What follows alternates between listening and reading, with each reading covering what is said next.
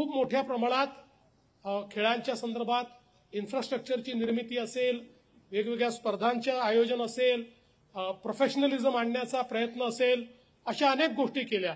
आज आपल्याला माहिती आहे की आंतरराष्ट्रीय स्तरावर मेडल जिंकणाऱ्या आपल्या खेळाडूंना आपण जवळजवळ करोडो रुपये त्या ठिकाणी देतो, कॅश प्राइजेस देतो। एवढंच नाही तर चांगल्या पद्धतीने आमच्या खेळाडूंना त्या ठिकाणी कोचिंग मिळालं पाहिजे म्हणून अनेक खेळांमध्ये आता आपण फॉरेन कोचेस आणलेले आहेत। आज केवळ कोचिंगने आमचा खेळाडू प्रोफेशनल होऊ शकत नाही, तर त्याच्यासोबत फिजिओथेरपिस्ट पाहिजे, न्यूट्रिशनिस्ट पाहिजे, मॅनेजर पाहिजे, अशा अनेक गोष्टी आज आंतरराष्ट्रीय स्तरावर जर आपले खेळाडू खेळायचे असतील तर या सगळ्या गोष्टी त्यांना उपलब्ध करून देणं हे देखील गरजेचं आहे।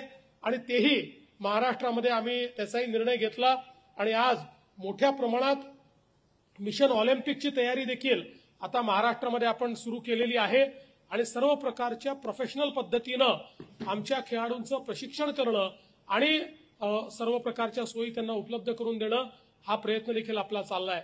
नागपूरमध्येही आपलं जे काही मानकापूरचं स्टेडियम आहे त्या स्टेडियमला आपण वर्ल्ड क्लास स्टेडियम मध्ये त्या ठिकाणी परिवर्तित करतो आहोत आणि वेगवेगळ्या गेम्सच्या अतिशय उत्तम आणि आंतरराष्ट्रीय स्तराच्या सगळ्या व्यवस्था त्या ठिकाणी होतील अशा प्रकारचा प्रयत्न आपला चालू आहे आणि त्याचं काम देखील अत्यंत वेगानं चाललंय।